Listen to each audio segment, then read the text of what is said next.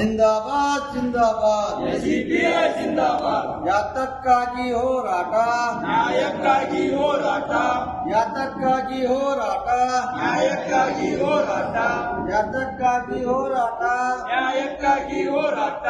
ಬೇಕೇ ಬೇಕು ಅನಿಲಗೆ ನ್ಯಾಯ ಬೇಕು, ಬೇಕೇ ಬೇಕು ಅನಿಲಗೆ ನ್ಯಾಯ ಬೇಕು, ಬೇಕೇ ಬೇಕು ಅನಿಲಗೆ ನ್ಯಾಯ ಬೇಕು, ಬೇಕೇ ಬೇಕು ಅನಿಲಗೆ ನ್ಯಾಯ ಬೇಕು. ಪಟ್ಟ ಅಲ್ಲಿನಾಗಿ ನ್ಯಾಯ ಬೇಕು ಬೇಕೇ ಬೇಕು ಮೃತಪಟ್ಟ ಅನಿಲಗೆ ನ್ಯಾಯ ಬೇಕು, ಬೇಕೇ ಬೇಕು ಮೃತಪಟ್ಟ ಅನಿಲಗೆ ನ್ಯಾಯ ಬೇಕು. जिंदाबाद जिंदाबाद जिंदाबाद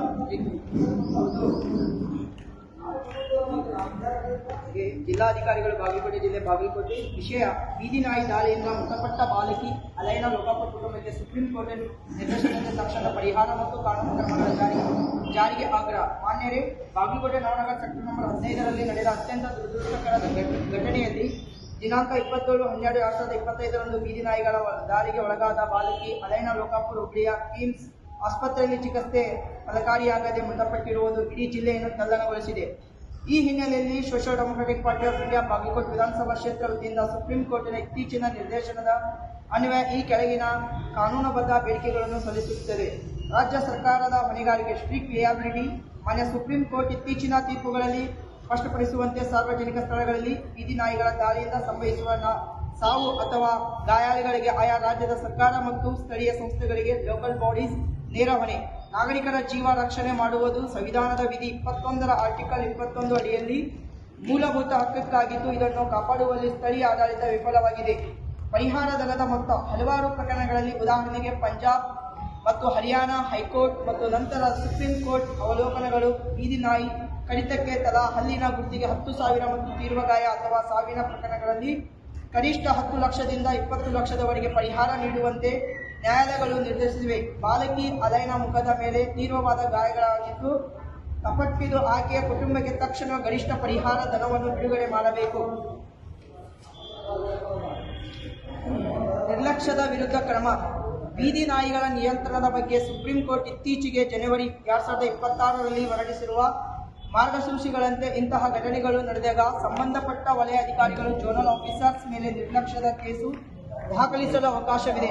ನವನಗರದಲ್ಲಿ ಹಾವಳಿ ಹೆಚ್ಚಿದ್ದರೂ ಮುನ್ನೆಚ್ಚರಿಕೆ ವಹಿಸಿದ ಅಧಿಕಾರಿಗಳ ಮೇಲೆ ಕ್ರಮ ಜರುಗಿಸಬೇಕು. ತಕ್ಷಣದ ಕ್ರಿಯಾ ಯೋಜನೆ: ಸುಪ್ರೀಂ ಕೋರ್ಟ್ ನಿರ್ದೇಶಿಸಿದಂತೆ ಜನರ ಬಿಡಿ ಪ್ರದೇಶಗಳ ಮತ್ತು ಶಾಲಾ ವಲಯಗಳಿಂದ ಅಪಾಯಕಾರಿ ನಾಯಿಗಳನ್ನು ತಕ್ಷಣವೇ ಸ್ಥಳಾಂತರಿಸಬೇಕು. Animal birth control ABC rule 2023 ಪ್ರಕಾರ ಸಂತಾನಹರಣ ಪ್ರಕ್ರಿಯೆಯನ್ನು ಜಿಲ್ಲೆಯಲ್ಲಿ ಸಮರ್ಪಕವಾಗಿ ಜಾರಿಗೊಳಿಸಬೇಕು.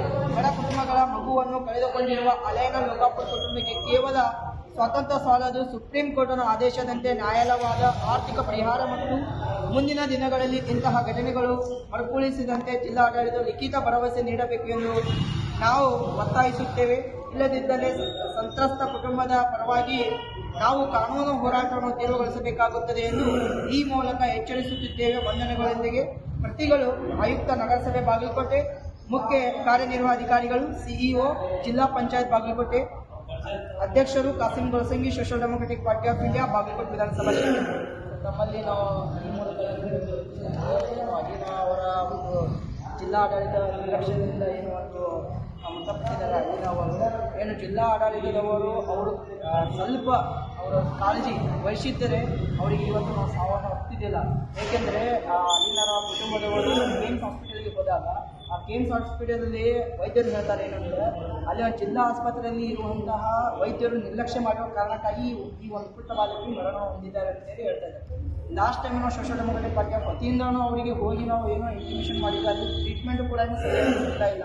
ಅಲ್ಲಿ ಜಿಲ್ಲಾ ಹಾಸ್ಪಿಟಲ್ ಇದೆ ಅಂದರೆ ಅಲ್ಲಿ ಕಂಟಿನ್ಯೂ 24/7 ನೀಡಬೇಕು, ಇದು ಇರಬೇಕು, ಸರ್ವಿಸ್ ಇರಬೇಕು, ಎಲ್ಲ ಥರದ ಸರ್ವಿಸ್ ಕೊಡಬೇಕು. ಆದರೆ ಅಲ್ಲಿ ಏನು ಡಿಸ್ಕಾಲಜಿ ಮಾಡುವಂಥ ಕಾರಣಕ್ಕಾಗಿ ಒಂದು ಏನು ಇವತ್ತು ಒಂದು ದುರ್ಘಟನೆ ಆಗಿದೆ ಸರ್. ತಮ್ಮಲ್ಲಿ ನಾವು ಏನು ಕಳಕಳಿಯಿಂದ ವಿನಂತಿ ಮಾಡ್ತಿದ್ರೆ ಬರುವಂಥ ದಿನಮಾನಗಳಲ್ಲಿ ನಾವು ನಿಮಗೆ 2 ಬೇಡಿಕೆಗಳನ್ನು ಹೇಳ್ತೀವಿ. ಮುಖಾಂತರ ಬರುವಂಥ ದಿನಮಾನಗಳಲ್ಲಿ ಇಂಥ ನಿರ್ಲಕ್ಷ್ಯವಾದ ಏನು ವಾತಾವರಣ ಸೃಷ್ಟಿ ಮಾಡಬಾರ್ದು ಅಂತೇಳಿ ನಿಂತಿದೆ. ನಮ್ಮ ಬಾಗಲಕೋಟೆ ಹೆಲ್ತ್ ಡಿಪಾರ್ಟ್ಮೆಂಟಿಗೆ ತಾವು ಏನೋ ಈ ಒಂದು ಲೆಟರ್ ಮೂಲಕ ತಾವು ಅವರಿಗೆ ತಲುಪಿಸಬೇಕಂತ ಕೇಳ್ಕೊಳ್ತೀವಿ. ಅದೇ ರೀತಿಯಾಗಿ ಬಾಗಲಕೋಟೆ ಮತ್ತು ನವನಗರದಲ್ಲಿ ಇರುವಂಥ ಬೀದಿ ನಾಯಿಗಳನ್ನು ಏನು ಅದನ್ನು ಕಾನೂನು ರೀತಿಯಾಗಿ ಅದನ್ನು ಏನು ಬೇರೆ ಕಡೆ